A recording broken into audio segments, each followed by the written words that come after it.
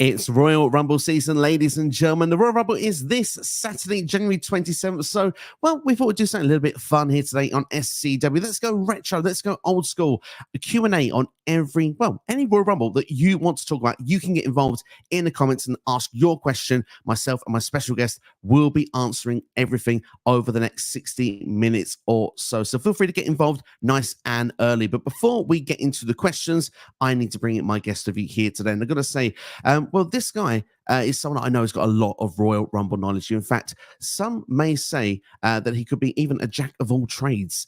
He's actually a wrestling trivia champion himself. He's actually featured on Quizlemania of Wrestle Talk, and of course, he's a part of the extended Fightful family as well. It's the one, the only from the Greg Cherry brand, Mr. Greg Cherry in the house. Greg, how are you doing? Welcome to SCW. It's great to have you here.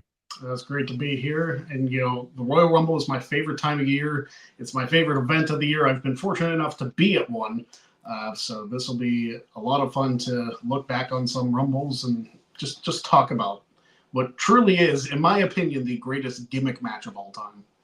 It truly is. It's my favorite as well, actually. So I'm glad that you've mentioned that as well there. And which one do you have the pleasure of attending, if you don't mind me asking? Well, unfortunately, the one I attended was not a great one. It was the infamous 2014 Royal Rumble in Pittsburgh. The one that the crowd booed Rey Mysterio and booed Batista as well. So that was that was probably the most hostile crowd I've ever been a part of. So it was a very unique experience, but you know, it was my first Rumble, so it's a fun experience to be a part of as well, especially like you say, a crowd. Sometimes you don't know what you're going to get on the night. Sometimes it's hot. Sometimes the stuff you get, you're not too much of a fan of. Like you say, people may get booed. What's quite fun about that as well, and obviously that's CM Punk's last televised WWE match still to this day. Obviously, nearly over 3,000 days later, he will be going and competing in the 2024 Royal Rumble. What's your thoughts with CM Punk? Just before we get into talking a bit about you, obviously he's someone that left the company, was unhappy. You mentioned Batista there, coming in, winning the Rumble, the outsider that had been away from the company for a while, taking someone else's spot. Obviously, look with that promo that CM Punk had with Cody this past Monday night on Raw. He was someone that said, "I'm now coming to take your spot." So it's like the shoe is on the other foot. How does it feel like with CM Punk that you were able to be there for his last televised WWE match, and the fact that he's of course going to be back 10 years later this Saturday? You know, it's still surreal to me that CM Punk is back in WWE. It's one of those things, much like Bret Hart, where we never thought we would see it. Absolutely. And for nearly a decade, we thought that was the case. And then you heard the early rumblings with his issues with AEW. It's like, there's that possibility he could come back to WWE. I was like, I'll see it when I believe it. I even put a tweet out probably about an hour before Survivor Series kicked off. I was like, CM Punk is not coming back tonight. Remember this tweet. And a lot of people remember that tweet because my tweet blew up. Wow. Listen, I'm happy to be wrong. I'm going to put that same one for Sasha Banks this weekend. I hope I'm wrong again. To be fair, I hope you're wrong as well, just purely because I want to see Sasha come back. I feel that currently with the story with Damage Control as well, with Bayley and everything like that, she could be a very good piece, a part of that puzzle if they wanted to do so. But yeah, it's a big interesting point with Sasha right now, Mercedes Moné. So put the tweet out. I hope it has the same result. But and hey, if it blows up as well, there's no such thing as bad publicity. And just before we go into the comments and go into the questions, speaking of publicity, we've put the link to Greg Cherry brand in the description of this video. So make sure to go and support Greg Cherry. He does fantastic work on YouTube, on the constant, very regular uploader on his channel. But for those that are unaware, that don't know Greg Cherry, the Greg Cherry brand, Greg, please introduce yourself. Tell everyone about your product. Well, I do the Greg Cherry Show every single Wednesday live at 7 o'clock Eastern. So if you're around on a Wednesday right before AEW Dynamite, you can check out my show, do a whole bunch of talk about wrestling. I talk about professional football, which that's about to come to an end here shortly because that season's almost over. I've also done my game show, Jack of All Trades, talking about wrestling trivia there, and also a game show which I've just implemented into the lineup called Luck of the Draw, which has actually nothing to do with wrestling or sports or anything like that. Nice. But it's just a fun game show concept I created about 15 years ago, and I finally decided to bring it into the fold. Sounds good indeed there. And honestly, I've got to say, from watching your channel for quite a while, I definitely highly recommend people do go and check out. There's some great stuff on there, including one of my favorite actually series that you did a couple of years ago as well, which could be quite handy for this video as well. You actually ranked every single Royal Rumble match at one point. I believe it was a 5-part series. And actually, I'm not gonna lie to you. I actually went and watched the 5th part just before I came on here, actually, just to refresh myself. Your top Royal Rumble matches. Do you remember what you picked as number 1 at the time? Number 1, it's still number 1 to me. It's the 2020 men's. It was indeed, yeah. And what makes that then the best Royal Rumble of all time in your opinion, if you don't mind me asking? So I ranked each Royal Rumble by 5 different categories, and I just felt like the combination of everything that happened in that Royal Rumble, between the domination of Brock Lesnar in the first half, Drew McIntyre eliminating him, the return of Edge, and just the stories that unfolded throughout the Royal Rumble, the mini-rated RKO reunion, and then Drew winning at the end. It was just a perfect storm of great storytelling throughout the entire match, and I held positive to the belief before I reviewed them all that 92 was the best of all time, and it's still up there. But 2020 just edges it just so slightly. To be fair, I mean, I did a watch along for the 2020 men just the other day, and I've got to say, to relive it once again, like you said, there's some special moments in there. Like you said, the story, particularly Edge's return, for me still hits hard every time I see it. I think that's a really special moment, and the fact that now he gets to finish his career on his own terms is incredible, even though he's not in WWE anymore. But at the same time, like you said, they're 92 for me. That's probably the first or second Rumble I ever watched growing up, and obviously the storyline that goes throughout the match, the commentary. You know, at that point, it was uncommon for like a superstar to be in there at the very near the start. Ric Flair was number 3, to be there at the end and then win the championship. See Bobby Heenan getting so upset, the idea of, you know, oh god, here comes this guy now, and oh no, not this one, like there's no chance of it. Monsoon almost being very cocky. I mean, for me, there's so many great Rumble matches out there, and this is why I think this is going to be a really fun video to do, because it doesn't matter if it's old, doesn't matter if it's a year ago, a couple of years ago, something in the last decade. Ask us a question to do with something, maybe your favorite Royal Rumble, maybe your least favorite Royal Rumble. Get involved in the comments. So that's what we're going to do right now. We're going to speak to Kyan first. Kyan's in the house, is first here, and he says this episode is going to be a banger. He's very excited to watch, and thank you, Kyan, for joining us indeed. In fact, he puts in a pre-question before we started the stream, so that's going to be the first question from our comments tonight. He says, what is your favorite Royal Rumble moment? So we got your favorite Royal Rumble ever, but favorite Royal Rumble moment, I suppose, something completely different. So if you had to pick one, what would stand out for you for that moment? The one that I continually go back and watch because it brings me such joy is Maven eliminating The Undertaker in 2000. It's just such a moment in time that you don't think is going to happen. You see him getting beat up by Taker beforehand. You see the Hardys interfere. And then as his back is turned, here comes this rookie who's been in the business for a month or 2, eliminating a legend like The Undertaker. And it's just an unforgettable moment that 20 plus years later, we're still talking about because it is such an incredible moment in time. So that one. That's a great choice as well. There, I've got to say, 2002 is a very underrated Royal Rumble, I feel. And like you say, we've seen obviously the rise of Maven back on YouTube, talking about stuff in the business and stuff. So it gives you kind of feeling their Royal Rumble season. I've kind of relived and watched that clip over, and it's a very special one, like you say, to see Maven actually eliminate the Undertaker of all people. It's a really classic Royal Rumble moment indeed. There, for me to pick one is quite difficult. I thought this was a really good question, because do you go down the comedic route? Do you go down, like you say, a shock moment? You do a return. I see that Tino's time actually in the comments of that video actually wrote John Cena's return in 2008, which of course was a big shocking moment in and amongst itself. For me, I mean, Edge's return is up there in 2020. I don't want to repeat myself though. I feel that's a bit of a boring answer. We just talked about 2020, but that is a very special moment as a Royal Rumble feeling, the emotion that you get from it. But I will say, as another particular one that probably stands out for me, I've got to go with Rey Mysterio's story in 2006 as well. I know the fact that that's like, it's a Rumble match, but just the idea of the tribute to Eddie Guerrero, the fact he came out in the lowrider, the fact he was number 2, went the whole distance as well. I thought that it was just it was a very classy Royal Rumble, the way that was done there to get Rey Mysterio to win that, to do the tribute for Eddie, and obviously then he goes on to win a world title at WrestleMania. So that's probably going to be the answer I'm going to give outside of Edge's return, because I thought it was really, really cool, to be fair. But we'll go on to further questions and further comments as well coming in. So we've got a shout out to C Nation Dog in the house as well. Already here says hi to us. Also says that the back-to-back Royal Rumble winners, Hulk Hogan, Stone Cold Steve Austin, and Shawn Michaels at this point will be get one this Saturday in Cody Rhodes. Time will tell on that one. Kicking it with Leo says, I found out yesterday Liv Morgan, it marks 6 months since she was taken out by Rhea Ripley. We'll see if she actually gets to return this Saturday as well. Maybe she could win it. She could target Rhea Ripley. Time will tell with that one. But Leo actually attended the 2020 Royal Rumble. How awesome is that? That's pretty special to see indeed.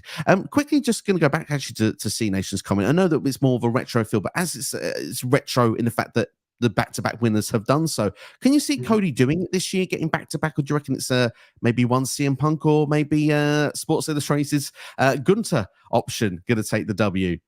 You know, it's funny. I was thinking about like this fact in the last day or two. I was like, you know, Hogan, Michaels, and Austin all won the Royal Rumble back-to-back, and they all lost in their first WrestleMania match, and they all won in their second WrestleMania match after winning the Rumble. And Cody did the same thing. He lost in his first one, so if he wins and then ends up beating Roman, he'll follow in that same pattern. I just thought it was very fascinating because not a lot of people talk about that. And if Cody wins, that could be a talking point. Maybe it's his time that he makes up from the loss last year and becomes victorious this year. That's a really good point. I didn't really look at it like that because, like you say, though, you take the three names there. Hulk Hogan was actually the world champion in 1990, but went into WrestleMania 6 against the Warrior, lost his title. Obviously, it was title versus title. Austin there, of course, actually, he won the Rumble in 97, but didn't even get to main event WrestleMania, did he? He actually lost to Bret Hart in a submission match, or passed out, we should say. And Shawn Michaels, like you say, WrestleMania 11, lost to Diesel. The following year, the boyhood dream came true. So you make a very interesting argument there, and maybe give something. If Cody wins it, maybe, just maybe, it is his time. C Nation here with his next comment. Edge, Vince McMahon, and a referee are the only ones to win the Royal Rumble from being number one. A referee? Greg Jerry, you're shaking your head there. Go on. Well, Vince won from number 2, so that's not accurate. Shawn Michaels was an entrant from number 1. The referee he's referring to is Benoit. And also Rhea Ripley last year won from number 1. So you got to count her in that. The women's Royal Rumble numbers count for all Royal Rumble history. So you got to count them all. They're all there. So at the moment, it means their number 1 is at 4, and obviously number 30 now has got 5 spots in there now, obviously. So they are looking to. It's hard for WWE to do this numbers trick every year, isn't it? Because they've got to change it depending on what they're booking and what they're doing. But it'll be interesting to see how they do it this year. But obviously, they don't like to mention said blank, shall we, from 2004 anymore. So it's kind of hard when it comes to that part. Yeah, and it's funny to me because there's still a bunch of numbers that have not won any Royal Rumbles. We were talking about that yesterday. I was doing my Royal Rumble numbers draw, which we do a charity thing every year. And we were talking that certain numbers have never won. 4 has never won. 6 has never won. 7 has never won. 9 hasn't. 11, 12, 15, 20 has never won. 21 has never won, and 26 has never won. So there's a few numbers that have never produced a winner, and that's insane to think about in the 35-plus year history of the match. Especially we have 2 year as well, all these different combinations and stuff like that. And you'd like to think that every year that they're now going to do 2 Rumbles, they want to try and mix it up and how they're going to do it. Maybe we will get like a journey person winning 1 Rumble, maybe someone coming late winning another one. It seems like maybe they want to mix it up. So maybe some of those numbers may start getting shown a bit of love. But obviously, like you say, we have those favored numbers as well. The 1 and 30 always stand out. 27 was a big one for many years. 23, I think, as well, was another one that sort of joined that at one point. But it'd be interesting to see what happens here. But to answer Kyne's next next question he's got for us now. Stone Cold won the most Rumbles, 2001. Thinks it's 96, 97 or 97, 98. Wasn't sure. It's 97 and 98 were the two ones there. Though effectively, 97 was a bit tainted. I think Bret Hart would have something to say about it if he wasn't saying something much about Goldberg in the meantime. Yeah, I went there.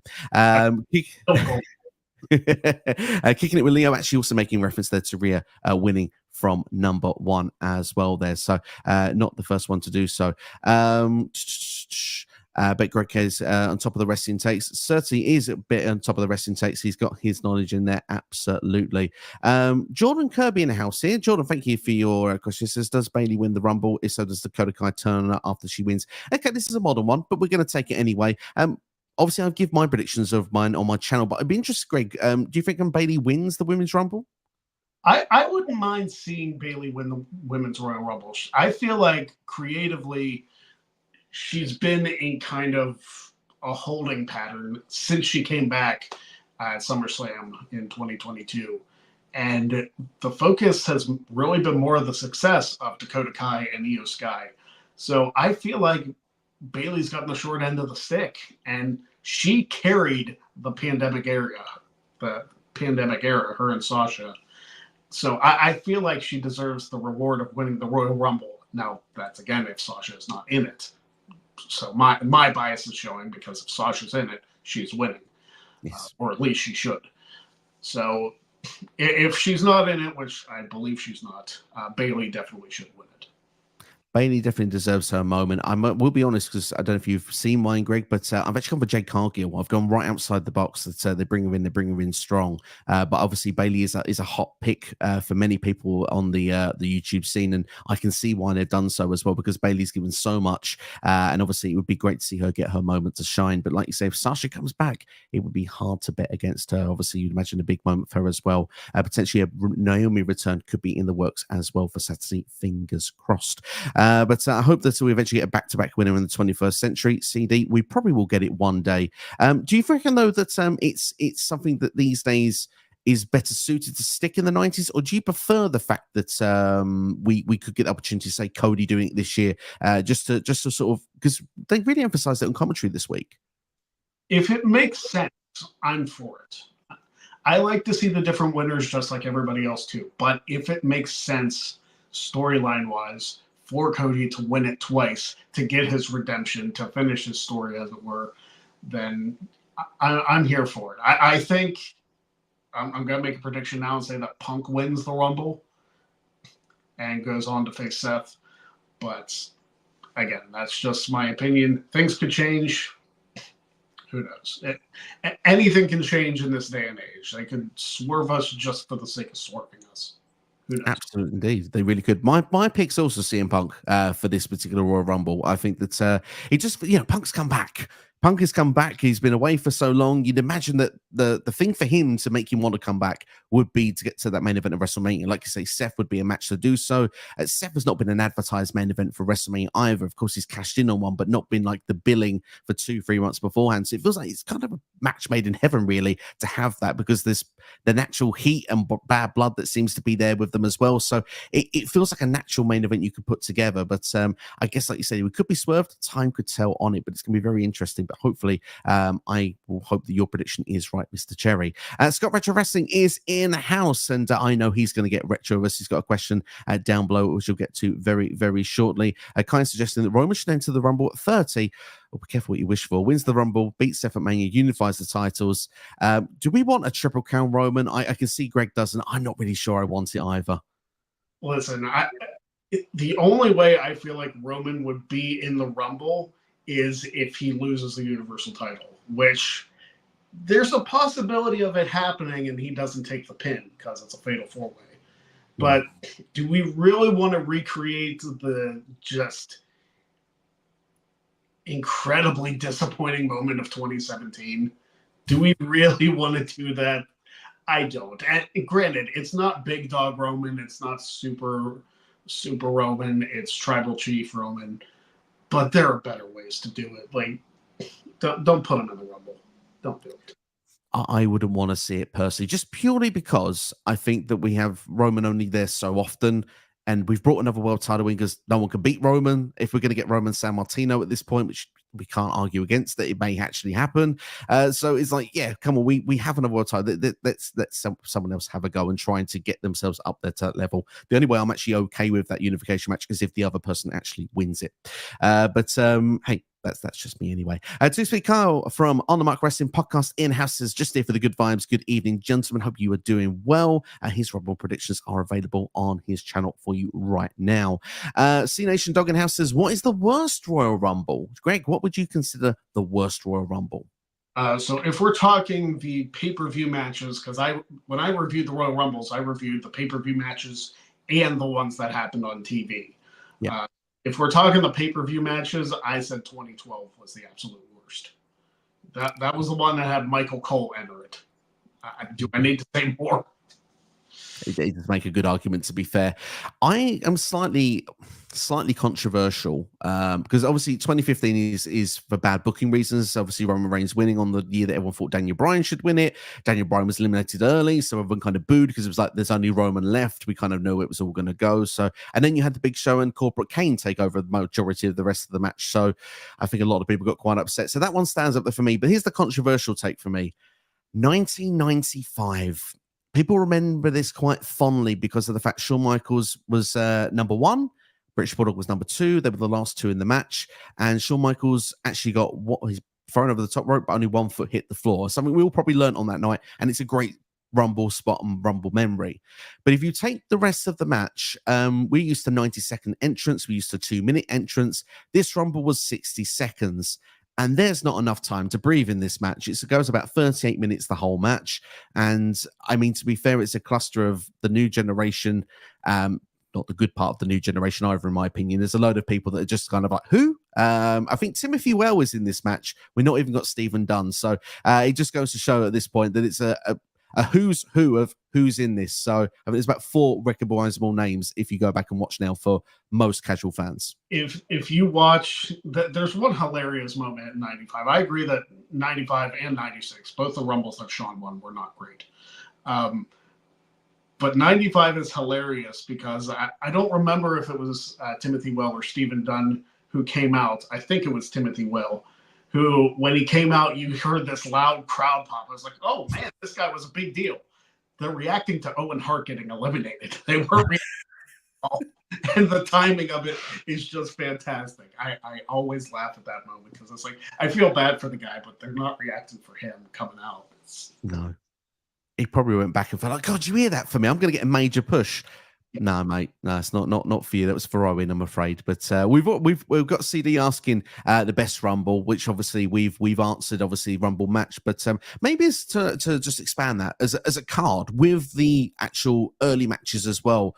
Is there one that probably stands out then as the ultimate Royal Rumble event? As far as a whole card, I'd have to think about that. I typically just think about the Rumble match, but as a full card, just the stories that happened, 2009 is pretty solid. That is a good Rumble. That is a decent Rumble from start to finish, that one there. I was going to say 2004, but that has the Lesnar-Hawley title match in this. Yeah, there is things that can let some of them down. 2000 as an undercard is incredible. Obviously, with the Triple H Cactus Jack street fight. But obviously, the Rumble match is not the strongest. It's good, but it's not the strongest. I'd say if you take out the China Ivory, I call it segment because that's pretty much what it was. It was just a story being told. If you take that out, the rest of the undercard of 2001 is incredibly solid. You got the Magic Christian for the tag titles. You got the incredible Benoit Jericho ladder match, and you have Triple H and Kurt Angle, who are 2 heels working against each other in a title match. But for some reason, it just works. And then, of course, the Rumble itself, which is one of the best Rumbles they've ever done. I like that answer. I'm going to stick with that answer. I think we've nailed it. 2001 there is the way to go, I think, for that one. Kai says, last year, did Michael Cole have like 7 winners? I'm pretty sure he put a guy multiple times and switched, and then he got eliminated. That usually happens a lot in Rumble matches. I mean, heel commentators typically pick people to win a bunch. Because I know Jerry Lawler and Bobby Heenan always pick different people, like once they got eliminated or whatever. So I don't remember that from Cole last year, but maybe I wasn't paying as much attention to the commentary as I was paying attention to the actual match.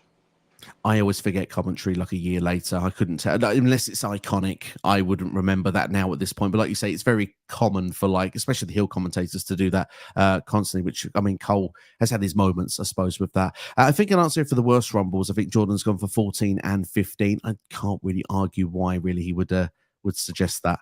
I feel like I'm overrated 2014 by my bias of being there. It's still not very high because in hindsight, it was not a very good Rumble. 2015 is definitely in the conversation for the worst.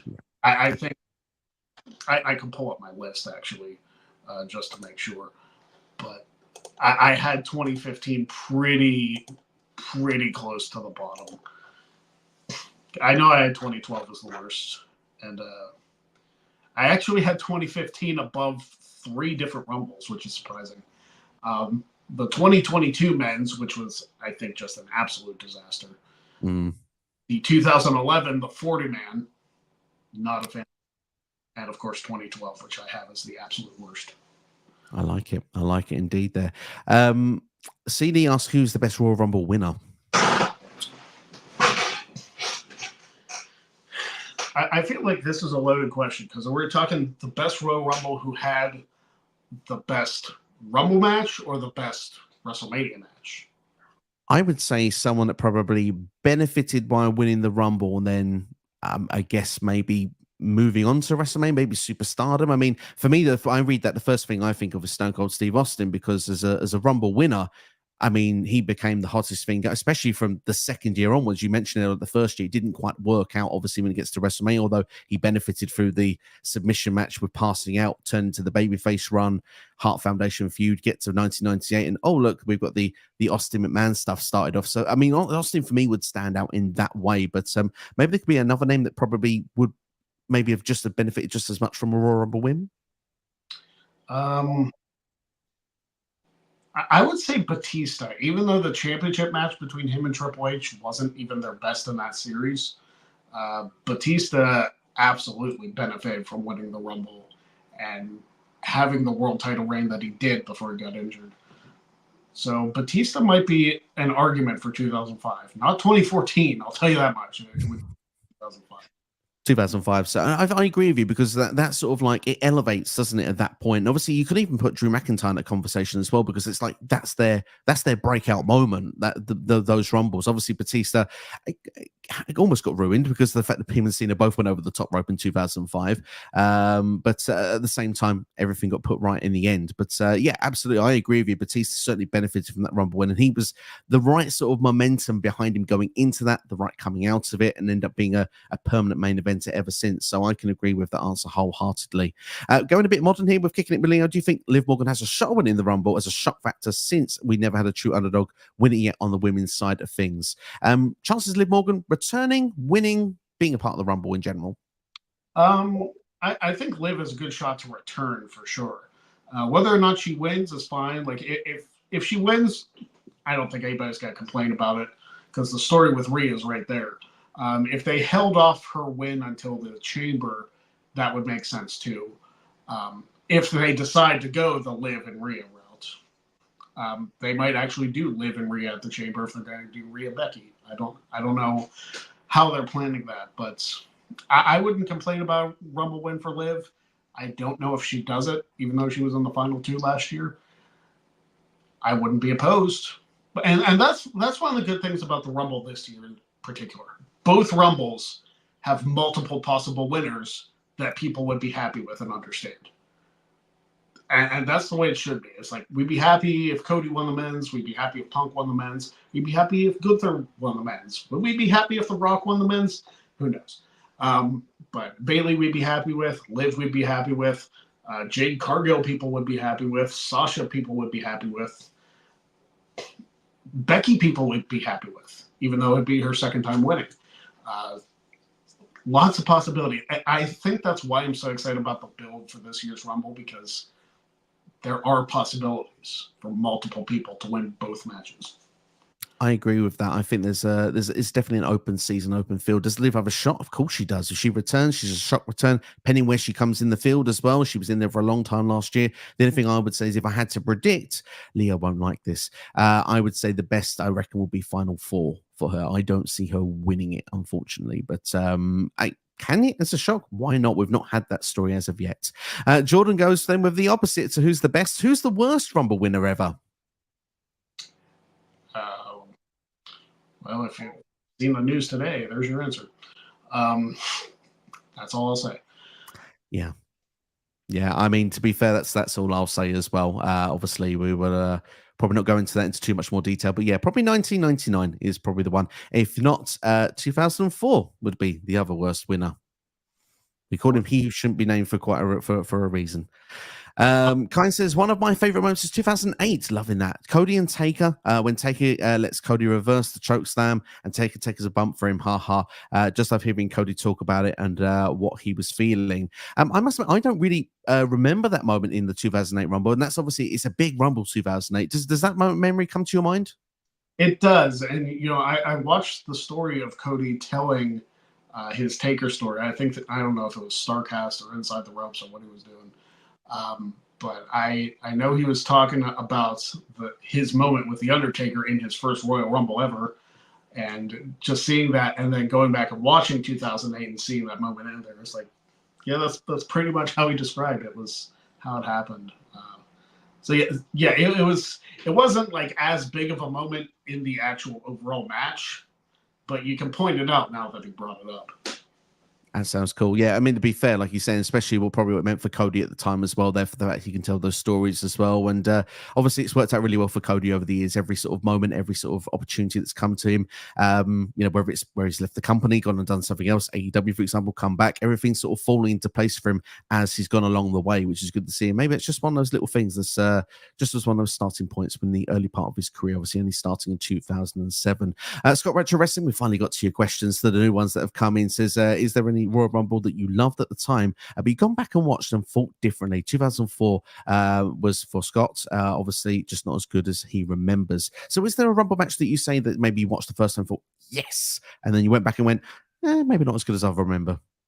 I actually have 2004 ranked pretty high, even still, and I don't take anything that happened after the fact into account for that. I just have to base it on that moment in time.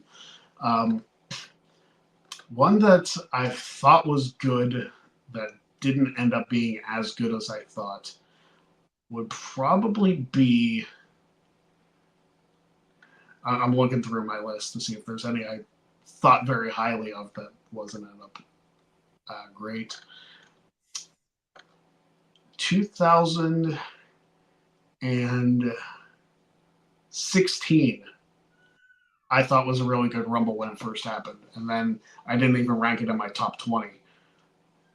So it was one of those that's like, maybe this wasn't as good as I thought, or maybe there were just that many better Rumbles than it. So 2016 men's, I guess the only one that happened in 2016. 2016 would probably be on that list. Yeah, I can see that one for sure there. I would say similar for that answer there. For me, would actually, looking back at it, 1999, I think at the time I liked all the Russo craziness, but when you go back to it now, it just doesn't quite do the same as what it did back then. You know, when you're going through the Attitude Era, you kind of felt more into it. But I feel these days, it just seems a lot of nonsense for me. I need to just take 2 seconds, Greg, and I do apologize. Actually, I have to do this live on air, but I'm going to leave you with a question. I'm literally going to be about just 30 seconds away, so don't worry, to just answer this question. What you think is the greatest, maybe a couple of Kofi moments in Rumble history for yourself? Okay, so there's me. So the Kofi spots, we can ignore the last couple of years because those have unfortunately not worked out, and it feels like it's almost a jump the shark moment. But the first one he did in 2012 was fantastic. The one he did with the pogo stick the year after was fantastic. The one he did in 2014, the 2014 match wasn't good, but him running from the barrier to the ring was, I didn't think he had enough distance to cover. He proved me wrong. Let's see. And also 2018 with Woods saving him putting foot on the plate of pancakes, and then Biggie and Woods basket tossing him back in the ring. That was another great one. I'm trying to think. 2019 was not a great one. 2020, what did you do in 2020?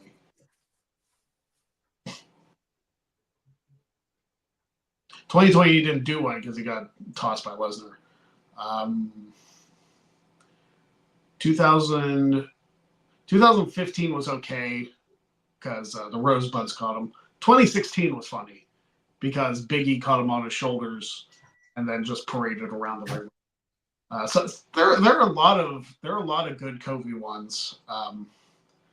My favorite might be the 2018. 2014 was solid, and I'm a little biased because I was there, but 2018 is probably what I would go with.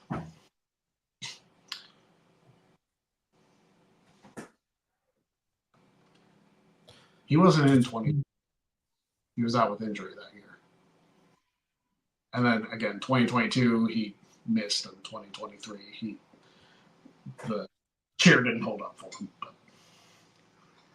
Apologies about that. Unfortunately, when you have a daughter of a very young age, sometimes in the middle of the evening, she will wake up, and that needs taking care of. So I do apologize about that, Greg, but I do appreciate you dealing with the Kofi moment there, going through quite a few of them for us. I do appreciate that highly. For me, the ultimate one for me, I think, has to be the hopping on the chair. If you remember, I think it was JBL's seat. That was the one for me that I think that really stood out back then. And yeah, that's a really fun time there for me. What was your ultimate one? Sorry, as obviously, as you can imagine, I wasn't local. I'm between 2018 and 2014. 2018 was the one where Woods caught him, put the foot on a plate of pancakes, and then they tossed him back in for him to eliminate Jinder. And then 2014, I was at that one, and Rusev put him on the barricade, and he had to run from the barricade to the ring. And I didn't think that was a distance he could cover, but he did. Yeah, no, to be fair, I didn't think he'd be able to do that either, and I must admit it was a really cool spot when he did manage to do that there. CD actually asked, "Is there a chance that Kofi would do that this year?" And obviously, he's actually not the best luck in the last couple of Rumbles when it comes to these Kofi spots. No, I know he keeps trying to do them. Like the last couple of years have not worked out. It's almost as if he should stop doing them. It's really a safety thing at this point because 2022 could have worked out great, but he didn't have enough distance there. And 2023, he almost got really seriously injured. So it's like, okay, Kofi is like, we appreciate all the spots you've done before, but don't hurt yourself doing them. You know, like we're showing genuine concern for you at this point, man. Like he's got an IC title match on Raw. We can't have him missing that now. Him and Gunther should be an absolute classic. I'm really looking forward to when they actually put that together there. Hopefully it should be a fun one. Kyne's favorite one is actually with Anna Rose's party as well. Caught him and then got eliminated. Obviously that's a fun one there as well. So great question then with those spots there. And CD with another question asking, do we count Braun Strowman as a Royal Rumble winner? Of course, winning the greatest Royal Rumble back in 2018. Yeah. I count it. Listen, I count that one. You have to count the 2011 one because obviously that was an annual one. I technically count the ones that happened on TV too, so you can count Jerry Lawler as a Royal Rumble winner, even though it was only like a 7-man match. Yeah, I count Braun Strowman. People say the greatest Royal Rumble isn't a real Royal Rumble. I mean, there were 50 people in it and it had the same structure. So, yeah, it's a real Royal Rumble. Just because it didn't happen in January doesn't mean it doesn't count. It's a true story. Very true story indeed. There it does count. And yeah, I class him as a Royal Rumble winner as well, even though it's not the traditional Royal Rumble event. Has there ever been a three-time winner, Jordan? Yes, Stone Cold Steve Austin. Scott Retro Wrestling, what classic Rumble would you recommend to a newer WWE fan pre-2000? Well, 92. Oh, we've lost Greg. Greg will hopefully be back with us in the company. Here he comes. He's coming back now already. But he said 92. Greg, hi, are you with us? Yes, I'm with. I don't know what happened there. 92 is always a solid one. 1990 is a surprisingly good one also. And then I'm going to look back through my list here so I can Also, surprisingly good one. I mean, 1998 is pretty solid, but a really good one you should check out is the Corporate Rumble on Monday Night Raw, and that happened January 11th of '99. So if you go back and watch that episode on whatever streaming service it is, because I heard WWE Network's going down at the end of the year. So whether it's Peacock or the network or whatever the case may be, go watch that particular Rumble. I have that one in the top 20 of all the Rumbles of all time. It's really enjoyable, even though it's only about a 15-minute match. Yeah, no, I remember that. Actually, it was a decent one as well, though, I have to say. I will also actually mention, and this is, I've agreed with 92. We've talked about that highly then. All the ones you've mentioned are decent. But I actually have got a soft spot for the 1989 Rumble. I know that maybe not everyone else feels the same passion, especially because the winner doesn't really make much sense when you look back in history. But, you know, the Mega Powers Collide stuff going on where there's a bit of a problem with Hogan and Macho Man in that one. The fact that Axe and Smash are number 1 and 2 of Demolition against one another. I kind of felt like when I watched this not too long ago, I thought it was a bit ahead of its time. Yeah, I mean, it was the first 30-man match that they did because the year prior they had done 20. So it's really a historical Rumble for a lot of reasons. I didn't have that one super high, but it is one that I enjoy watching. So I think 1989 as well, you can watch the first 30-man, see how that plays out because it's their first one on pay-per-view. The 88 one actually took place, I think, on NBC or something. Yeah, it's not even a pay-per-view, it's a televised show. It's not even the main event of that show either. I think it's Strikeforce against somebody in as the tag team matches to finish it off. So yeah, that's the Islanders, yeah. Roger's been in the house. Roger, thank you for joining us. Hope you're doing this. His favorite Rumble is 1995. Where does it rank for you both? And not as high for me, unfortunately, as I've named it as one of my worst ones. Out of the 53 matches I watched, it ranks 40th. There you go. There you go. That you can't get more to the point than that one there. Favorite non-Royal Rumble match from a Royal Rumble pay-per-view to Scott Retro Wrestling. For me, I'll jump in first with this one. I'm going to go with John Cena versus AJ Styles 2017. I just thought it was a flawless match. I absolutely loved it. Solid match. Somebody pointed out, and I didn't realize this till after I rewatched it, they didn't leave the ring the entire time, which is incredible for a match of that length. Best Royal Rumble match, non-Rumble match from the Rumble pay-per-view. I really enjoyed, and nobody talks about now for obvious reasons, the Jericho-Benoit ladder match in 2001. I thought that was an excellent match. You can talk about Michaels Triple H in 2004, even though that ended in a draw. 2007, Cena and Umaga in Last Man Standing. Oh, brilliant. Another good one. And I know there's more. We could talk Edge and Dolph Ziggler from 2011. Yeah, that's good. It's a really good one.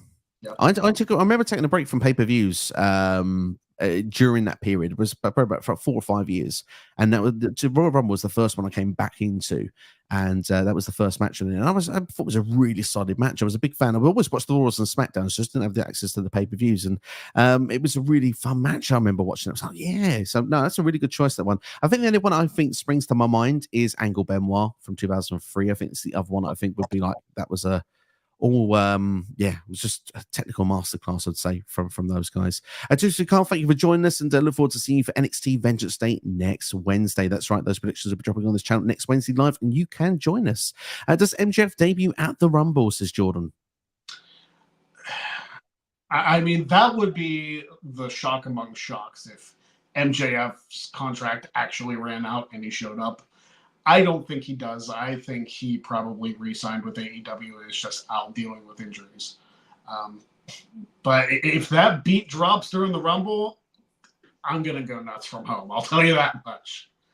I will be the same. I mean, to be fair, I'm not one of these people of like, pick a side, AEW or WWE. I like both. I want both to succeed. I went to All In last year, had a fantastic time. I for me think it's important for AEW that MJF is still there. I think he's a crucial chess piece on their board.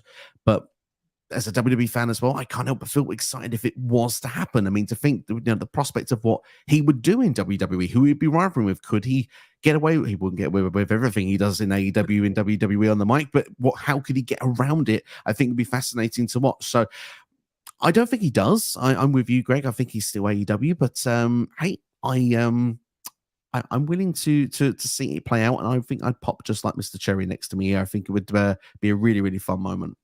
Scott asks, is there a rumble you hated at the time, but you've changed your opinion after multiple views? 1990 is his pick. And obviously you mentioned earlier that's a good rumble. So is the one you watched the first time, nah, and then you think, no, actually I like this more? I'm trying to think if there's one that really stands out to me as like, I didn't really enjoy that the first time, but upon rewatch, it was fantastic. I mean, 1990 is a good shout for that. Because I don't know if I really took in how big that match was. Because that match has the Warrior and Hogan's first face-to-face interaction as opponents. So that's a pretty cool moment for that. I don't know if there's any Rumble that I've like thought poorly of that I changed my opinion of. Because if I don't like something, then I'll be like, odds are I'm not going to like it after a rewatch. I will rewatch it again because I'm a glutton for punishment, and I love battle royals. But odds are I'm not going to change my opinion on it. We've got a lot in common, Greg. In the short time we've done the stream, we've got a lot in common. I'm kind of this. I don't think there's a Rumble that I instantly didn't like, and now I think, oh, I think it's amazing. It's the same feeling, but I like you say, also a bit of a glutton for punishment, and that also goes into other sports as well. But Sakine says, you guys are going to know more than me, so I might be wrong. Wasn't there a Rumble where Vince won? They gave the red spot to the runner-up. That was 99, no chance in hell, and obviously Steve Austin got his opportunity via a steel cage match against Mr. McMahon at St. Valentine's Day Massacre, if I'm not mistaken. That's where Paul White, the Big Show, made his debut. Yes, that's exactly what happened. I mean, Vince won the match, and then Vince forfeited his title match against The Rock, and then Shawn Michaels came in and said, hey, according to the rules, the spot to WrestleMania goes to the runner-up, which was Stone Cold. There you go.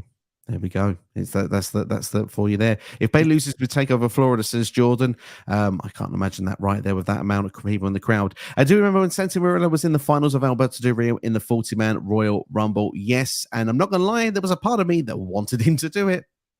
There was a part of me that wanted Santino to win too. I wasn't sold on Del Rio at that point, and in hindsight, that was a very smart move on my part.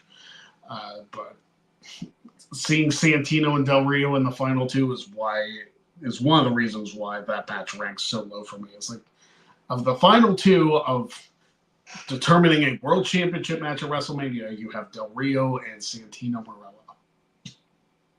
To think when you've had all the star power earlier in the match with John Cena, as you see in Punk's, obviously with the Nexus at that time as well, is to feel it came down to those two just does seem a bit crazy. One thing I will just say quickly positively though, and this is actually you said your least favorite was 2012. One of my favorite Rumble spots there, we mentioned the name Alberto Del Rio, was the spot when Ricardo Rodriguez came out as number 8 in the 2012 Rumble match, because I was like, oh, Del Rio's back, and then to see Rodriguez come out in this little banger rather than Del Rio's expensive cars, and obviously his tidy whities as well. For me, I always thought it was a fun Rumble moment.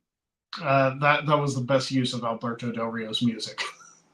I agree. What was the best women's Rumble in your opinions, Arsene?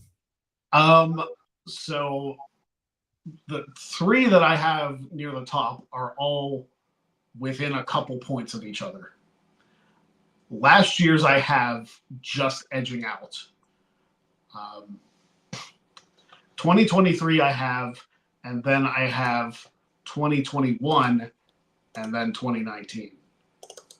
So I feel like last year's Women's Rumble was the best. I really should have probably taken more points off because they completely screwed up Nia entering. That's true. But 2021 Women's that Bianca won was just such a good match. Man, that one should have had a crowd. It was so good. And then 2019, of course, Becky winning the match. And I have Becky as the best winner in Rumble history, according to this, because it made the most sense. The crowd just absolutely loved it. And the rest of the match itself, like the first half is what it is, but it really picked up in the second half. Yeah, I would agree with that, certainly. And obviously the monster pop she got there as well when she did get that victory in the end there. I'm with you. It's like torn between last year and 2021. Obviously, 2023 obviously has the crowd. The other one was in the pandemic in the Thunderdome. But I do love 21. The fact that the story of Bianca winning, obviously it was between like the breakup style. Whose time was it at that point? Bianca or Rhea in the final two, having their own style match there. I thought was really, really good. I love the fact that Bayley did everything in the sort of first 20 entrants or so. She was in the match as well to try and help as well Bianca to just make her look even more of a star in that match, which obviously doesn't take a lot of doing. It's Bianca Belair. Just a great job done. And the fact is as well that the comedy factor in it, Billie Kay trying to get herself with her resume to get a tag team partner for me, I think was a stroke of genius in that match. And I think for me, that one just about takes it. But I mean, obviously last year was incredible. I love the fact with the story of Rhea and Liv as well, going as the first two to the last two. And obviously the new version of Oscar that we've had, the Kana style Oscar for the last 12 months now also was a cool factor as well for that Rumble match. Very much. I enjoyed watching. I enjoyed the 2023 women's more than I thought I would. And the way I scored it just happened to be the best one. There you go, indeed. There, CD says that the worst Rumble it's been in 2022. The surprises were not good. Shane McMahon, Bad Bunny, and the winner was so predictable in Brock Lesnar. Kind of says, "Oh, go on." I will not tolerate Shane McMahon slander. That is not happening in my presence. I love Shane O'Mac, so that's not happening. Well, here comes the money. Then we know that there. We know no Shane slander in the comments, everybody. Kyan says Cena 2008 is the best Rumble winner for me. Maybe very biased. I'm a Cena fan. To be fair, that's an awesome Royal Rumble. Madison Square Garden as well. Got a soft spot for MSG. I mean it's an incredible Rumble match. You're starting with your previous 2007 final two and Taker and Shawn. The surprise entrance of Roddy Piper and Jimmy Snuka as well was a big whoa as well for the crowd. We mentioned the Cody moment there. He's in it. CM Punk is in it as well. Your rising stars, and like we mentioned, the final people in there, Cena, Batista, Triple H, I believe, being your final three. Scott Retro Wrestling says that he was shocked to learn that the great Scott Hall never competed in a Royal Rumble match. I'm shocked to learn that. I was not aware of that information. So Scott Hall actually appeared in a Rumble match in '96, but he was not an official participant. And that was the extent of his time in the Royal Rumble. And the year after, Rick Bognar, as Razor Ramon, competed in the '97 Royal Rumble. So it's kind of one of those. So Razor Ramon competed, but Scott Hall didn't compete in the Royal Rumble. It's one of those weird things. And it's a shame he never did. I was hoping while he was still alive that maybe he would have been a surprise later on down the road, but unfortunately that wasn't the case. Sadly not meant to be. And of course, when he did come in 2002 into the company back with the NWO, that was just after the Rumble, wasn't it? It was the I think No Way Out was what they were calling it back at that time as well, obviously for the NWO. He just missed it and then wasn't with the company for very long and never got that chance to be in the Rumble. It's a shame, really is a shame. Kyan said, genuine question, when was the first Women's Rumble? It was actually in 2018, the first one. So, and it's a good Rumble as well. Got a lot of, we can put this like legends, if you will, some of the stars of that time as well. So, a lot of old school faces, new school faces, the best of all worlds really in one Rumble match. Yeah, 2018 it was a solid match. It's not my favorite Women's Rumble, but for the first one they ever did, it was incredibly solid. I would agree indeed there. Can we think of any other famous wrestlers that have never competed in a Royal Rumble match? That's going to be, I mean, Scott, you might have us here all day thinking of this one, to be honest. I can't think off the top of my head. Maybe it's something we might have to come back to. There are a number of Hall of Famers that have only ever competed in one. Sergeant Slaughter has only ever competed in one, which is hard to believe. Sting has not competed in a Rumble? They never did. Sting was tough for Sting. He probably could have in 2015. Might have actually made that match far better than it was. But no, he never competed. He was only with the company for that short, less than a year period, and he didn't get a chance to compete. So nope. Absolutely, yeah. Kyan says he actually admires the amount of knowledge and just over Rumbles that Greg has. I can think of moments, but not give a year. This man is an encyclopedia of Rumbles. I love it. It's absolutely indeed there. Mr. Cherry does know his stuff indeed. Scott's filling in with the questions now. Says, how do you feel about a Rumble match when it doesn't main event a pay-per-views, given all the years there where it doesn't main event the actual pay-per-view? Do you reckon the Royal Rumble should main event, or is it not a problem for you that it doesn't? Well, he's missing '97. But I don't have a problem as long as it makes sense. Like the year that in '97 that I brought up, Shawn Michaels was in San Antonio. Do you think Shawn Michaels in San Antonio is not going to main event? Like, come on here. But '96 was a little weird because they ended that I think by disqualification. It's like, really, Brett and Taker ends in disqualification because of Diesel. '88 is a little weird. I mean, that was the first one they ever did, and they main event the show with the tag match. Go figure. 2006, the reason they did that was because of the angle at the end with Taker destroying the ring. So kind of hard to do a Rumble when the ring's destroyed. 2013, obviously, The Rock and Punk. Rock was got main event, and last year was with the angle with the Bloodline and Sami Zayn. Cinema, absolute cinema. I'll be honest, I prefer the shows to end on a Royal Rumble match. However, like you've mentioned, there's some good examples, perhaps maybe why it doesn't always do so. Obviously, Roman is involved this year. Obviously, the Fatal 4-Way with Orton, Styles, and LA Knight. Does that main event, or do you see one of the Rumble matches main eventing instead? I have no idea what they're going to do as far as match placement, because I think they only have 4 matches as of right now, and we are 2 days away from the actual event, because you have the United States Championship, you have the Universal Championship, and you have both Royal Rumbles. So I could see Roman losing the title if his match is the main event, because that's when you probably bring out The Rock to distract him or something.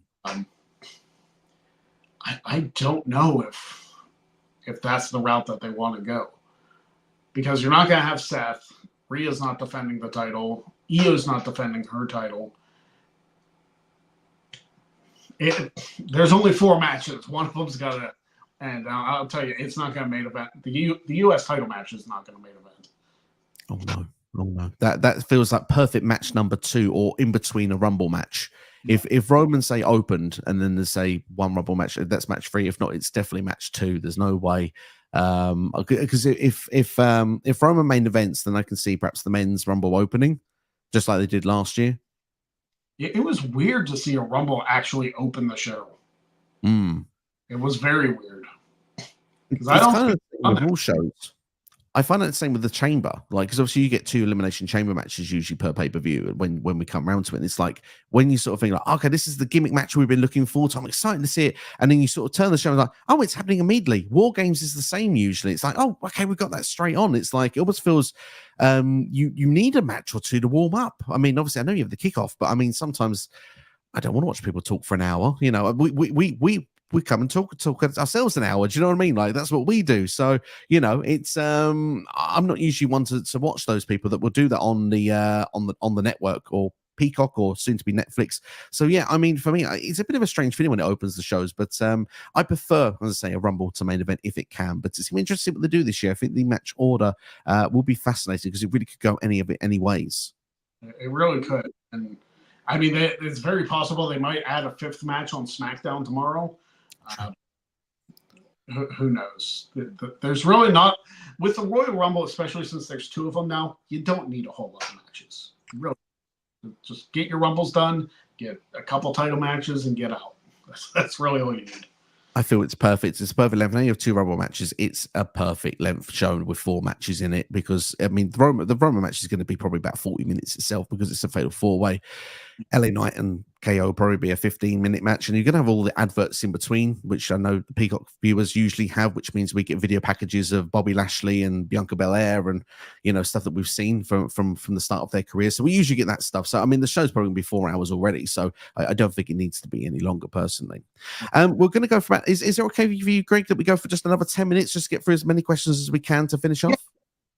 Yeah, we can do rapid fire if we need to. We'll try and go rapid fire if we can. Kai says his favorite non-Rumble match is the one with Cena versus Seth versus Brock. That's from 2015. Solid match. Bryan versus Bray Wyatt from 2014 is the Jordan one, and that's one you experienced live. Yes, I was about to bring that up. It's like 2014, the actual Rumble match wasn't a highlight, but this absolutely was. Absolutely, I would agree indeed there. Scott, here going with another retro question. I love the real retro ones he's got here for us from the early days. If the Rumble got a title shot in the early Rumbles pre-1993, because that's when it started, they introduced that rule then, who would have won the title in between 98 and obviously 92 was the title. So between 88 and 91, who would you see of those people going on to win the title? I guess Hulk Hogan, because he technically did in 91 for sure. Yeah, 91 is kind of a technicality because Hogan won the Rumble and then got a title shot. So that wasn't an official rule then, but it still counted. 90, I probably wouldn't have had Hogan in the match at all since he was the reigning champion. So it probably would have been the Warrior in 1990. 89, Savage was champion, so it probably would have been Hogan for 89.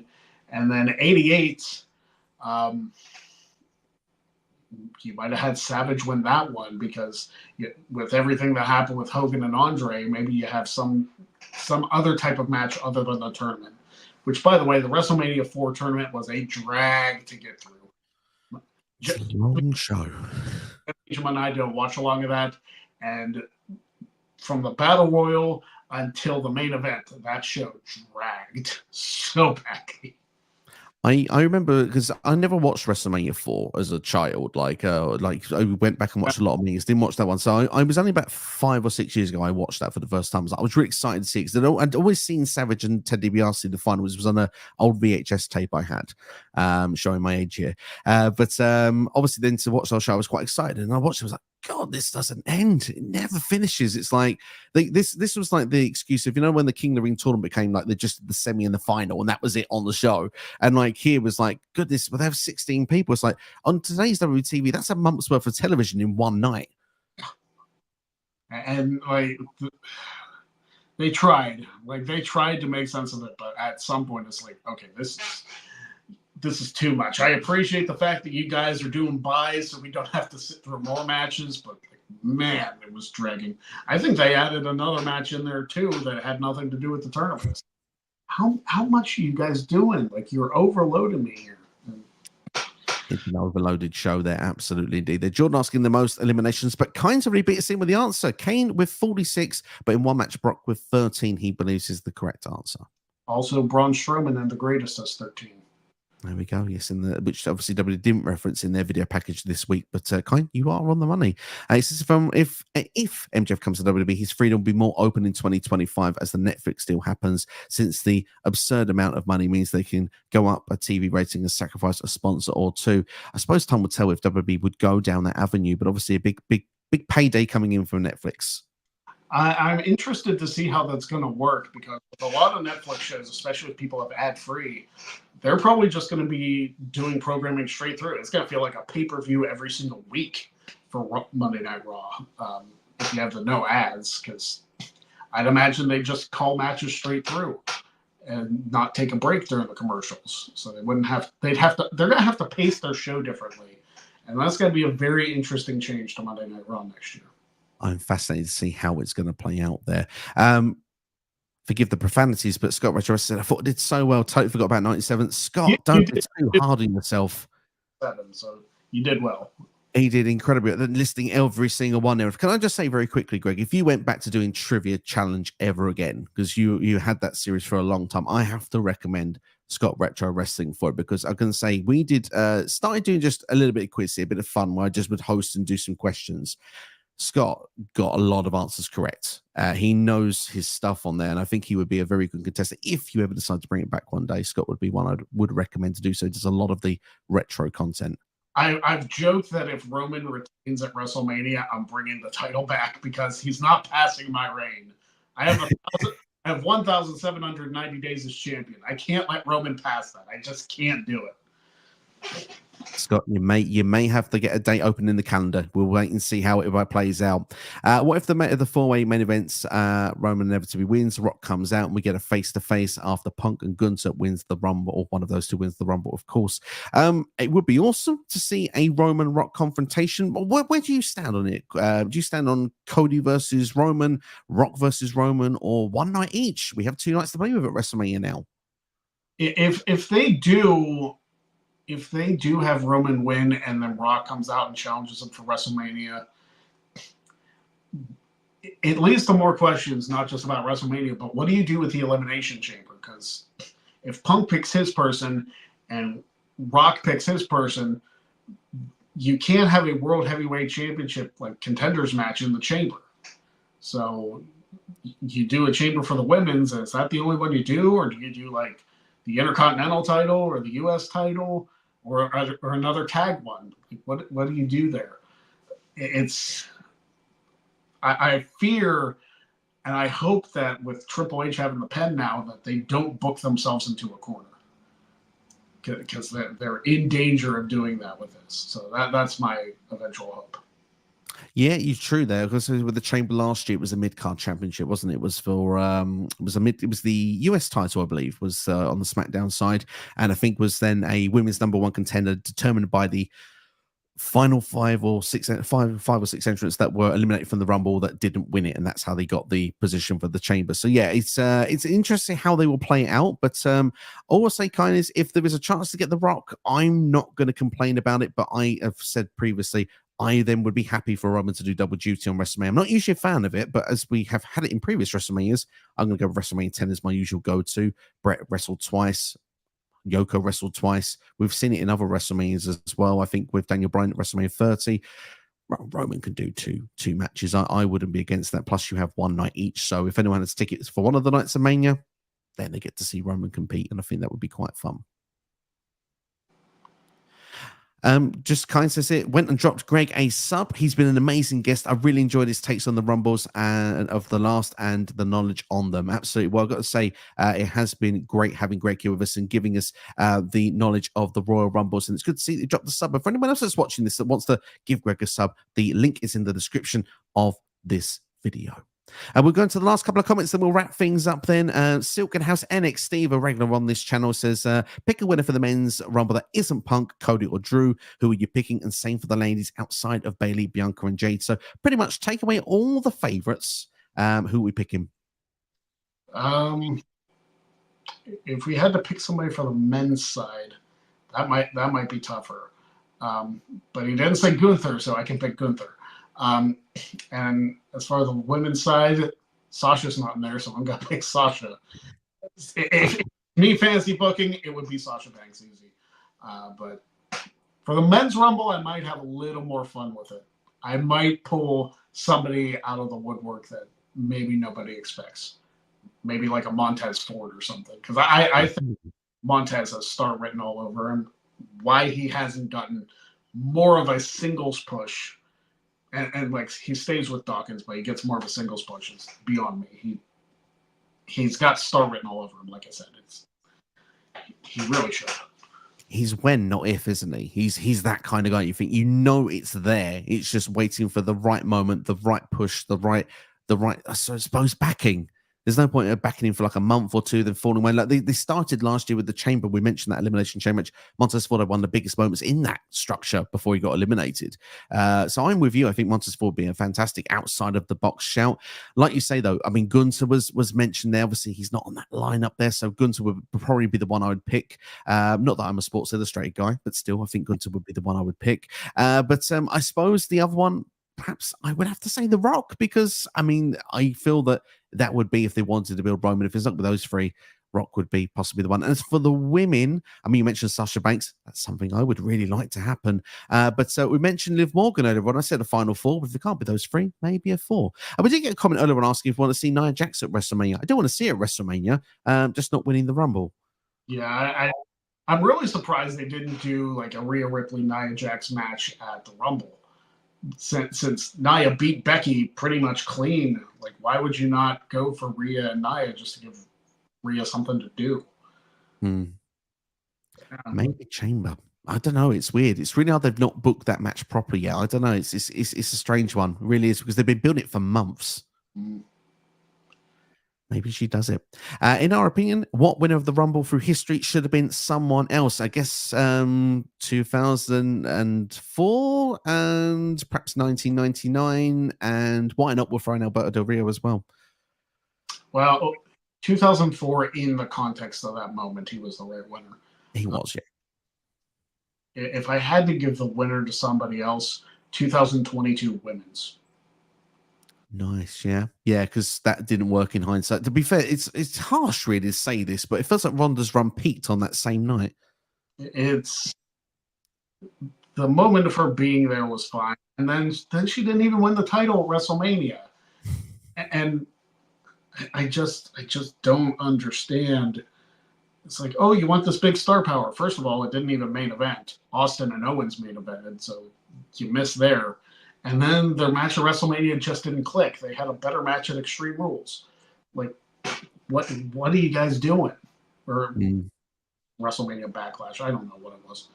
But they change the pay-per-view names so often, even I can't keep track of what they all are anymore. No, it's not. But It's yeah, too they did the Charlotte Ronda match, like the submission match or whatever it was, and that was far better than the WrestleMania match. So 2022 women's would definitely be one I would change the winner. That one should have been Sasha. Yeah, I agree with that. Sasha would have been the right call on that one for there.